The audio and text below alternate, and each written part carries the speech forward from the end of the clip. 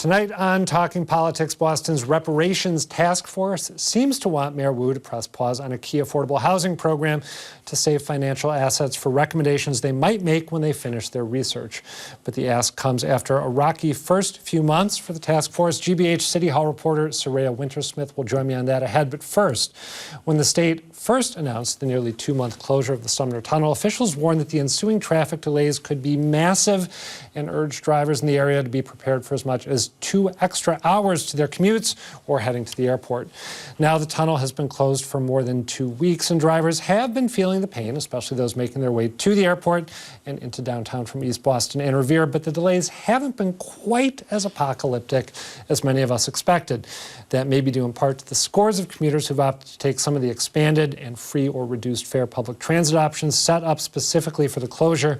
The MBTA has seen a nearly 400% increase in the use of station parking garages, and Blue Line ridership is up 17%, according to one metric.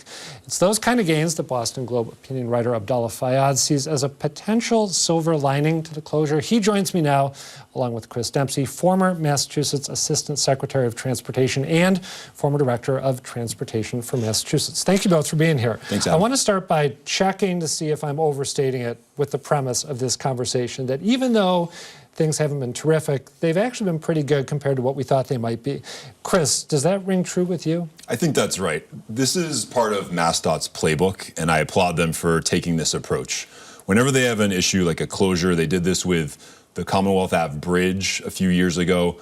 They talk about Carmageddon. They talk about this being the worst thing that will ever happen to Greater Boston, that it's going to be gridlock as far as the eye can see.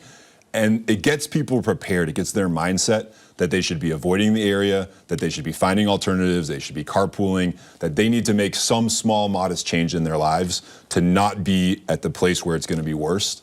That actually pays off. And what we see in the end is that these predictions of Carmageddon don't actually turn out to be true. It's all about setting expectations, and MassDOT does that well. So now that you've revealed their trick, next time it happens, it won't work, and it'll be your fault that everyone's stuck in traffic. But Abdallah, do you agree with the premise that a lot of us, myself very much included, thought things were going to be absolutely atrocious, Carmageddon, to use Chris's phrase, and that it hasn't been that bad?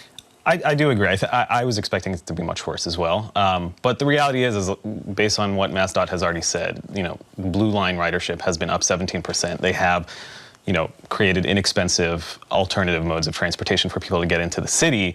That said, there's still backup and people are still dealing with traffic. So it's better than what a lot of us were anticipating, but it's still a hassle for a lot of people. I was mentioning actually before we started rolling here, I live on the North Shore, and I didn't leave quite enough time to get in to tape the show today. I was a little worried that I might be late. In part because... Shame on you, Adam. For sure. It's a bad personal habit. But one thing, and this is not an excuse, but an explanation, they've changed the configuration entering the Ted Williams Tunnel. Right now, they drop it down to 1 lane as you're heading in from the north, as opposed to the 2 it used to be to make room for all the expanded airport traffic, and I managed to not remember that before heading out to work today. I want to note, before we go any further, that not everyone agrees with our general, relatively upbeat assessment. So before you send your angry email, let's just put that on the table. Here's an example of one tweet that we got. I asked people on Twitter late yesterday if they'd had good or bad experiences relative to what their expectations were. One person said to me, his handle on Twitter is VinnyPete828. He sent this picture. He said, they were idiots to close it in the middle of summer. This is the backup going to the Tobin Bridge. I'm in front of the Revere Police Station. If I could use the tunnel, it would be the left after this bridge, and this is at 11 a.m. Also, Boston.com did a highly unscientific online poll, as most online polls are, and they found, I think, let me make sure I got the numbers right, bear with me as I look for my notes. Oh, okay. 62% of commuters said that their commutes were actually worse than they'd anticipated, and a much smaller number said that they were the same or better. Can you recap, Chris, the changes that we alluded to at the top of the convo that the state made in order to make this as painless as it could be, in addition to terrifying everyone? Let's just first respond to Vinny's tweet here. So I guess he's saying that we should do it in the fall when the college kids are coming back to school, or in the winter when we deal with snow and ice. Point. I mean, the summer is the right time to do this, and I think MassDOT has handled it well. This is a tunnel that was first opened in 1934. I went and looked, and when it first opened, Adam, It was paved with cobblestones, not Really? with cement. I hadn't heard or that anywhere concrete. else. That's incredible. Cobblestone, granite cobblestones. The cars that were driving through this tunnel when it first opened were the Model T. Okay, so it's an old tunnel. It's amazing that it's still open and working at all, and it needs to be refreshed on a regular basis. MassDOT has to do this work, and the summer is the right time to do it. Because they know it is going to be an inconvenience to people like Vinny, who I think was driving a single occupancy vehicle, which is, let's be clear, the least efficient way to get to downtown Boston if that's where he was going. They've made all sorts of other options available. They've got ferries, they've got free buses, they've got the free Blue Line, the commuter rail lines to the North Shore, Rockport line, and Newburyport line are now the same price as a subway, so $2.70 instead of what they would otherwise be. They're making all sorts of accommodations, and they're trying to get people to take the more efficient modes to get into the city. It's the right thing to do. So that gets us, I think, Abdallah, to the silver lining that you said might be here if you squint really hard and look really hard for it and try to be as upbeat as you can. Can you describe the best case long-term scenario that you see coming out of this closure? Yeah, I mean, there are always silver linings to crises if policymakers have the foresight to actually plan ahead. Like the Orange Line shut down last year. I mean, when the Orange Line shut down, we thought it was going to be a disaster. And on short notice, the city propped up pop-up bus lanes, bike lanes. Some of those are now permanent. It fundamentally changed some commutes. Not enough, but it did create a permanent change. What policymakers need to do in a crisis like this is study the alternative routes that people take into the city, see how they can improve them and improve people's transit times. The reality for Boston is that a disaster like this, or a commuting or transit crisis, it reveals yet again just how underdeveloped Boston's transportation infrastructure really is. The reality is it shouldn't be hard to get people to take transit. It shouldn't be hard to convince people even to just temporarily take the subway. Now, MassDOT has done a good job and the state has done a good job in making the Blue Line free, for example, and as Chris pointed out, a lot of other inexpensive alternative modes to get people out of cars. That's a great step, and that's probably why it's not as bad as we were anticipating. But it is still a hassle, and the reality is you have to realize that these changes, that uptick of that 17% uptick on the Blue Line, that's not going to last that much longer after the Sumner Tunnel reopens. And that's because at the end of the day, cars for too many residents are still the most efficient way, or time-wise, to get places. And if you really want to reduce that, you're just going to have to look far ahead, make East Boston more connected, build a pedestrian bridge. These are going to be expensive projects, but you're going to have to create a much more interconnected transit network. This is, I think, the flip side of what you were saying. As I was reflecting on your argument this morning, this broader topic, I feel like the changes that you detailed that were made to get people off the roads in the course of this shutdown, among other things, they highlight the extent to which we tend at the state level to not think big or to not try ambitious new fixes, right, that could change people's habits on a real fundamental level. Is that too pessimistic a reading to give to this? So I want to build on Abdallah's comment here, and he's done some great writing for the Globe on this. MassDOT put out a message ahead of this change saying, basically, don't drive your car into downtown Boston. Find other ways to get into the city. That shouldn't just be MassDOT's message when there's a tunnel closure. That should be MassDOT's message every day of the year, even when every road is open. Taking a single occupancy vehicle into downtown Boston is the single least efficient way to get there. It's the most environmentally unfriendly way to get there. And so we need to be sending that message constantly. And in fact, what we do on a day-to-day basis is send the opposite message. And here's the best example of that. If you live in East Boston, you can get a transponder, special transponder, that allows you to pay 20 cents to drive back and forth in the tunnel. You don't get the same discount for the MBTA. So you can choose to pay $2.70 to take the T or 20 cents to drive. The message that we send, not just to people in East Boston, but across the Commonwealth, is drive more and take the T less. It's more expensive to take the T than to drive. And so, of course, people respond to those incentives. A broader view, a bigger view of this would be to say, okay, we want to make sure we are incentivizing public transit use, walking and biking and carpooling as much as possible, and we need a pricing structure that reflects those values. Now, when you talk about a pricing structure that would reflect those values, are you talking congestion pricing, or are you talking reduced fares at the T? Talking both? Let's be creative and let's have a conversation about that. I think one of the great things that Mayor Wu has done in talking about free transit is to reset that conversation. And even if your listeners and viewers don't agree that free transit is the right answer, I hope they will agree that we shouldn't have a system that pushes people into their cars and out of transit. That's exactly the system we have today, and it makes everybody miserable when that's the case. So just thinking out loud, because this is really fun stuff to kick around, you mentioned the disparity between the transponder cost of transit from East Boston into downtown and taking the T.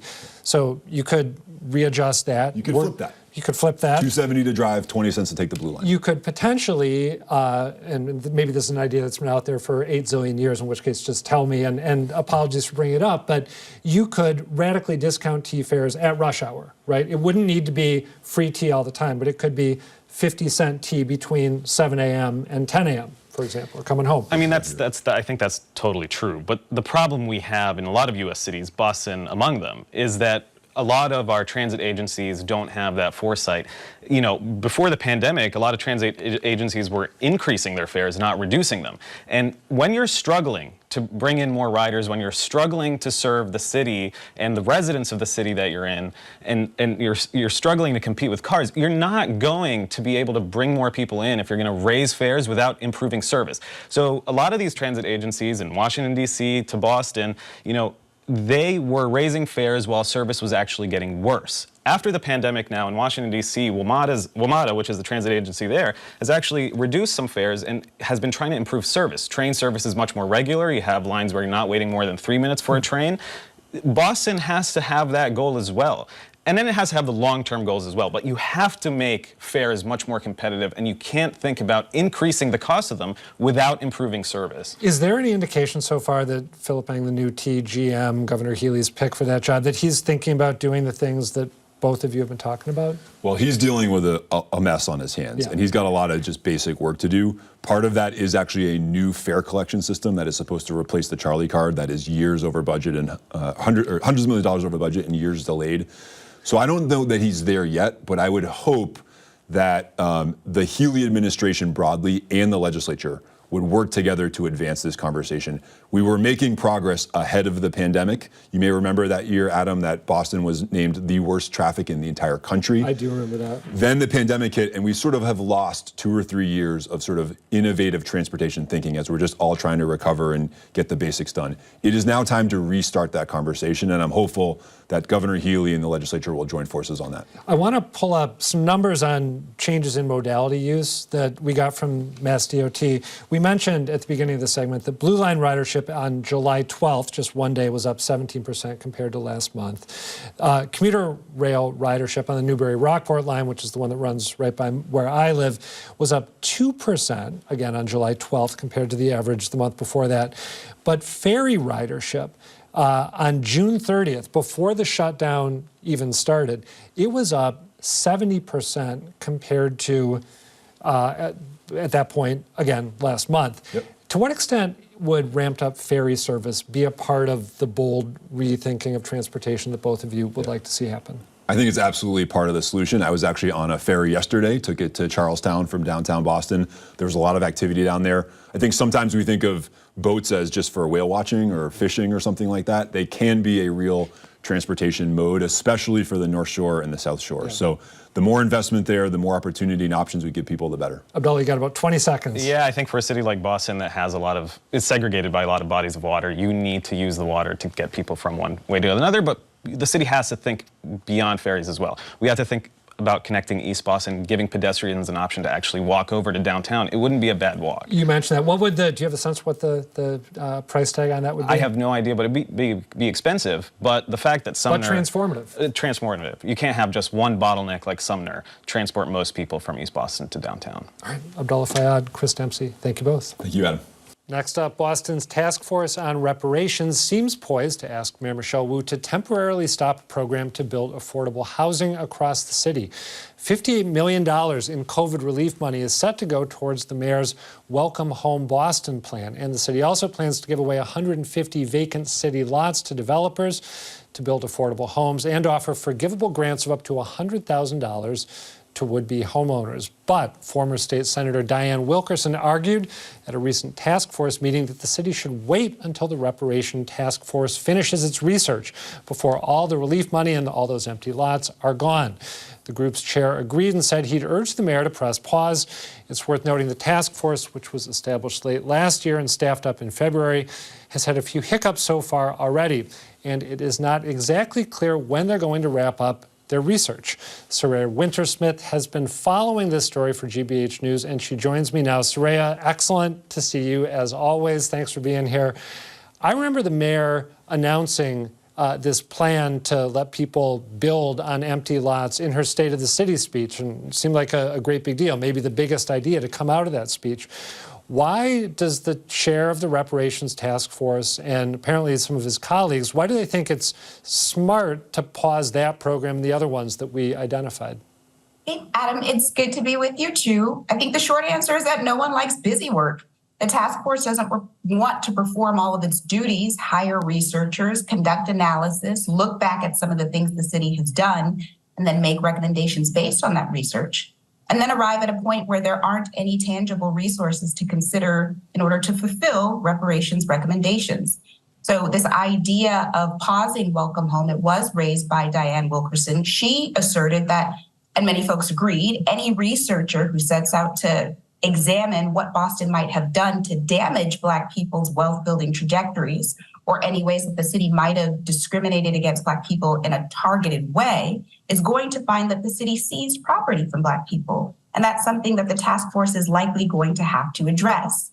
And even though the mayor said that she wanted these 150 parcels to be built on to start contributing to the surrounding area, Wilkerson and the task force chair and members of the task force agreed that it would be a shame for them to get to the end of their work and the city not have anything to give.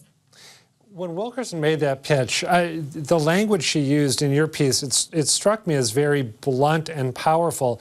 Remind me what she said. It was something like, those lots are empty because Black people's homes... bulldozed over Black people's homes and businesses. Yeah, that phrase stands out and stuck with me. Wilkerson, some of our viewers will know, but some won't, has been making a comeback when it comes to public life after spending time in prison, after pleading guilty to taking $23,500 in bribes several years ago. Can you just offer a brief description of how she's repositioned herself as a public figure of some influence? I think even with the guilty plea, this is a city where one of the mayors himself was incarcerated for crime and still beloved. This is a city where there was a criminal on the run who had a sibling that was in the state house at the same time that he was on the run. And so Boston is not a place that's unfamiliar with power being connected to crime. And we can see multiple examples of folks who get in trouble with the law, but still maintain a portion of public trust. Mm-hmm. Diane Wilkerson, I think most recently in Boston, was critical to the Black Boston COVID-19 task force. I think she ran for office to represent the 2nd Suffolk and ultimately didn't win, to regain her seat and ultimately didn't win. But she does work in the community, and she has rebuilt trust among a portion, particularly of Black Boston. I remember talking to her about COVID relief measures and equity in that space during the pandemic, and she's always been an extremely skilled politician and a very effective messenger, and she was in that case for sure. So has the task force, we talked about how the chair seems on board with this idea that former State Senator Wilkerson floated of pausing these programs. The chair seems on board, and some of his colleagues seem on board. Has a formal ask to the mayor to, press pause, has that been made yet or not? This is a really great question. And the answer here is that I'm not sure there will be a formal ask, only because as I view the task force meetings, they're not a panel that takes official votes. There have been several times where members in meetings suggest that there need to be some sort of official tally to convey the panel's feeling as a whole. And one thing that was not in my reporting, but did happen at the last meeting, is that they rejected the idea of adopting bylaws, which would also govern the way that the panel moves as a whole.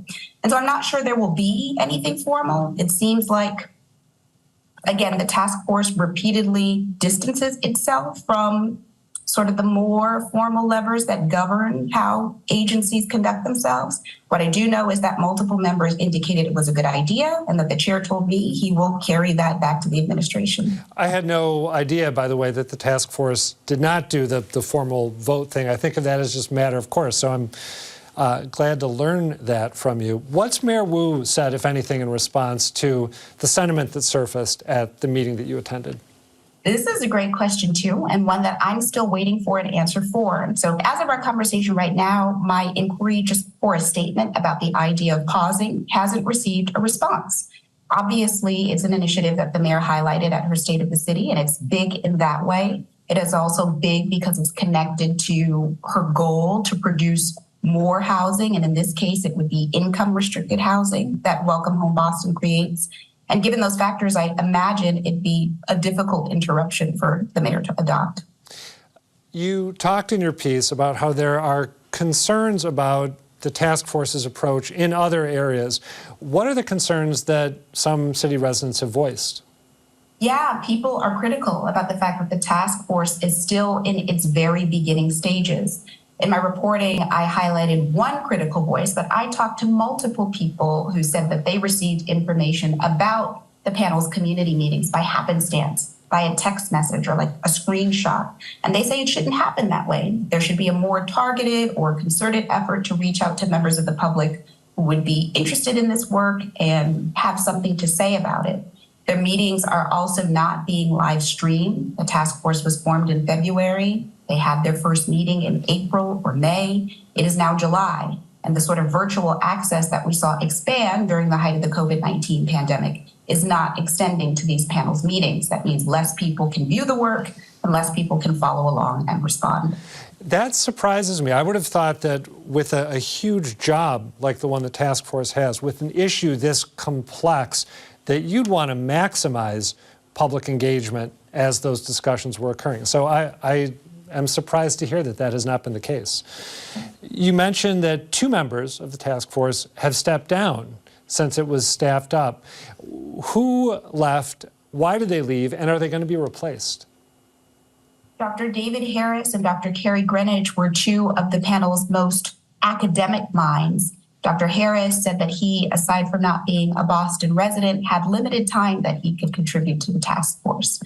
Dr. Carrie Greenidge, who I did not speak with, is a professor at Tufts, but multiple people who are around the panel's work suggested to me that her scholarship in the area of race and colonialism and diaspora make her a really great candidate to lead some of the research that needs to happen to undergird the panel's ultimate suggestions to the city. Okay, so she may ultimately, when they do hiring for someone as a research partner, she may be the person who gets picked, potentially. That's right. Okay. I said in my reporting, it's also unclear whether the mayor intends to appoint 2 new members to replace those 2. So we're down to 2. For me, everything that you describe in your piece, which people should go and read if they haven't already, everything you describe for me raises the question of whether the task force is ultimately going to be able to meet the deadline that has been set for them. They're supposed to finish their work by the end of June next year, right? So less than a year from now. This is speculation I'm asking you to engage in, but you are an informed observer, so to be informed speculation. Do you think they're going to hit that deadline? You know I'm not a fan of making predictions. I know you're not, and I'm sorry, but I got to ask. I believe that unexpected forces can always influence government and politics. So what I will say is that the task force is already behind on its work. According to the legislation that created this panel, researchers should have been tapped and contracted this year. They were supposed to make an assessment about the city's actions and the continued impacts of slavery, and all of that was supposed to be done by December 2023. That would have made the timeline easier for the task force to make its recommendations by June 2024 and wind down its work by December 2024. So we're already off that timeline. The task force is still putting together a request for proposals. And in the draft that we saw at this last meeting, the request would push out the research work so that it lines up pretty much with the time that the task force is supposed to dissolve in December of next year. And when it came time to review that proposal, it was members of the public who noted that the timeline discrepancy was going to mean there's no guarantee that the panel could make recommendations. I say all of this to say there are vigilant members of the public, it seems, who are watching, pointing out the lack of virtual access, pointing out the lack of outreach, pointing out the bad planning. And so it's very possible that the forces of government that make things slow will make this slow also, but we just have to wait and see. All right, Soraya Wintersmith, great to see you. Thanks, as always. Before we go tonight, instead of asking for your thoughts and suggestions about the episode you've just watched, I'd like to know what you'd like to see next, what kind of political stories you think we should be talking about, and who you think we should be talking with. One of the show's producers put those questions to some of you earlier this week. The news should be covering a lot of local stories about the things that people can get involved in their communities. That's a lot of local politics, things about sidewalks, things about climate action plans, things about economic development. It would be great if we heard more news about unions, about the issues around housing, and maybe compare the U.S. health system to European health systems. Mainly, it's the homelessness, I believe. The homelessness, the drug addiction, the crime. It's just rampant. It's ridiculous. If you guys want to really do something, the homeless people. I mean, they're sleeping in corners. They're sleeping on the people's car, on the people's house, in the street, by the stores. So how come the government is not doing anything? I know Mayor Wu trying to do something, but I guess it take all of us to do the job, right?